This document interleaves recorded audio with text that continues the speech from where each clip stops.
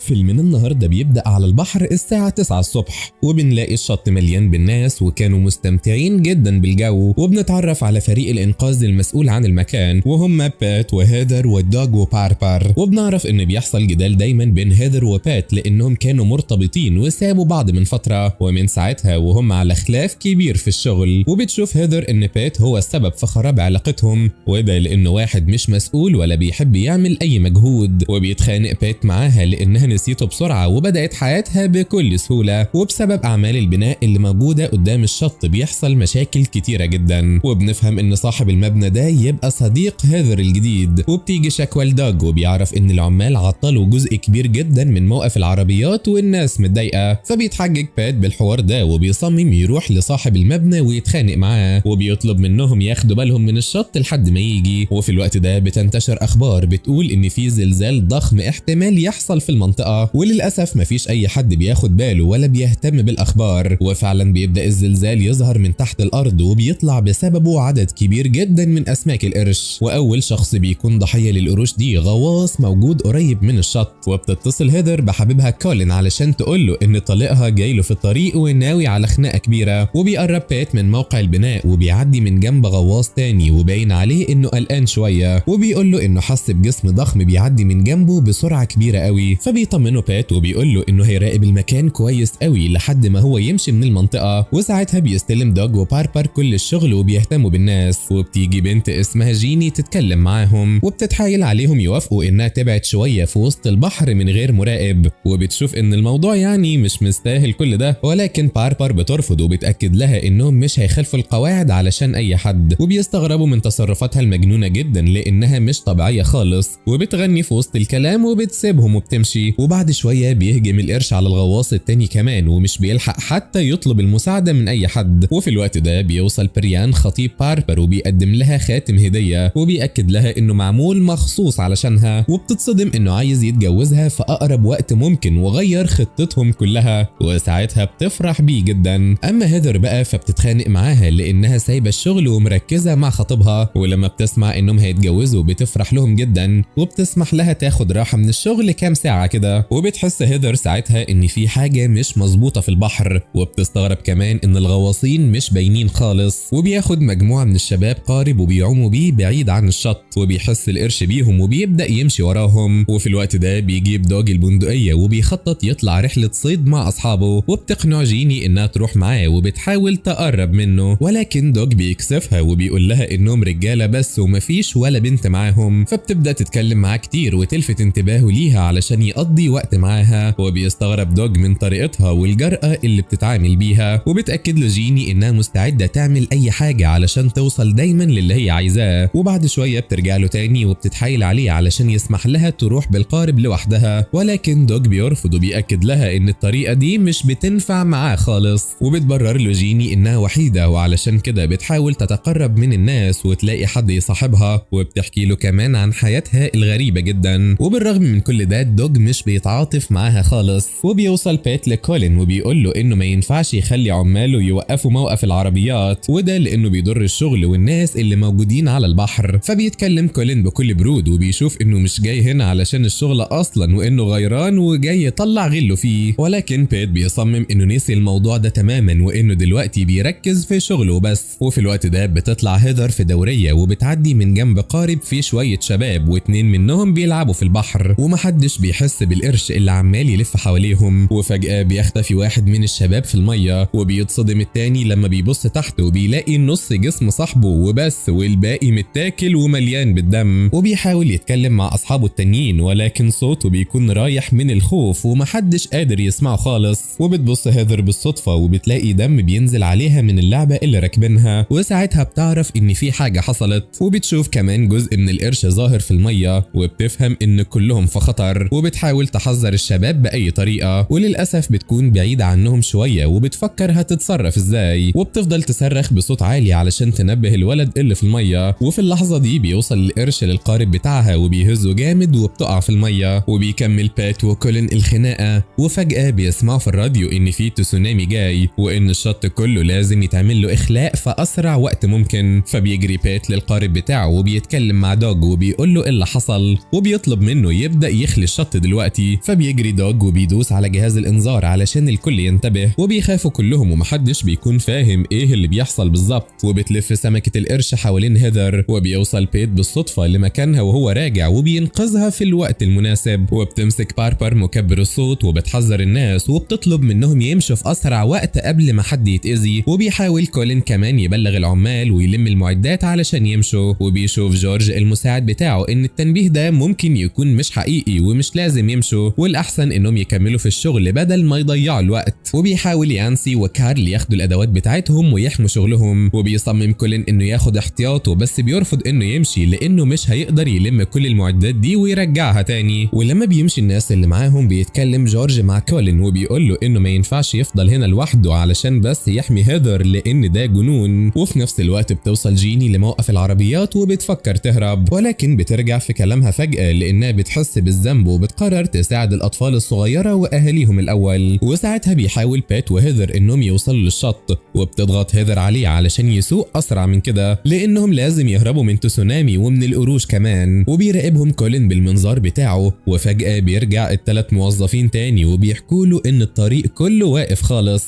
والوضع بيكون صعب جدا في الموقف ومحدش عارف يتحرك. وفجأة بيخبط القرش في القارب وبيقع بيت وهيذر في المية، وبيشوفهم اصحابهم من بعيد وبيجري دوج علشان يساعدهم. وبياخد السلاح بتاعه وبيقرب على الشط والباقي بيروح وراه. وبيحاول بيت وهيذر انهم يوصلوا للشط، وبيجري القرش وراهم وبيضربوا دوج بالنار في الوقت المناسب وبيموت في الاخر. وبتستغرب باربر من شكل القرش وبتقول ان النوع ده المفروض يكون منقرض من سنين طويلة، وبتحاول تقنعهم ما يخلصوش عليه وينقذوه، ولكن دوج بيصمم انه يقتله. وفجأة العاصفة بتقرب منهم جدا وما بيلاقوش اي مهرب غير البرج، فبيجروا علشان يستخبوا فيه وبيعملوا كل اللي يقدروا عليه علشان يسدوا الفتحات اللي موجودة. وللأسف الوضع بيسوء جدا وبتضربهم موجة قوية وبتدمر البرج كله. وبعد كام دقيقة المية بتملى لوس أنجلوس كلها، وبنفهم ان ده أسوأ تسونامي عدى على البلد طول السنين دي. وبيغرق بريان ولكن بينقذوه على آخر لحظة. وبتتصاب جيني في رجليها وبتتعب جدا، وبسبب ريحة الدم القرش بيحدد مكانهم وبيجري عليهم. وبيفضل المبنى بتاع كولين الوحيد اللي لسه زي ما هو وما تأثرش بأي حاجة. وبيشوف بيت ان الوضع بره وحش جدا ومستحيل جيني توصل للمستشفى، وبتضطر هيذر تخيط الجرح بنفسها وبتحاول تساعدها. وبيفرح العمال الموجودين ان المبنى بتاعهم قوي جدا وشغلهم كان ناجح، بس الفرحة مش بتكمل لما بيعرفوا في الأخبار ان المساعدات مش هتيجي دلوقتي خالص،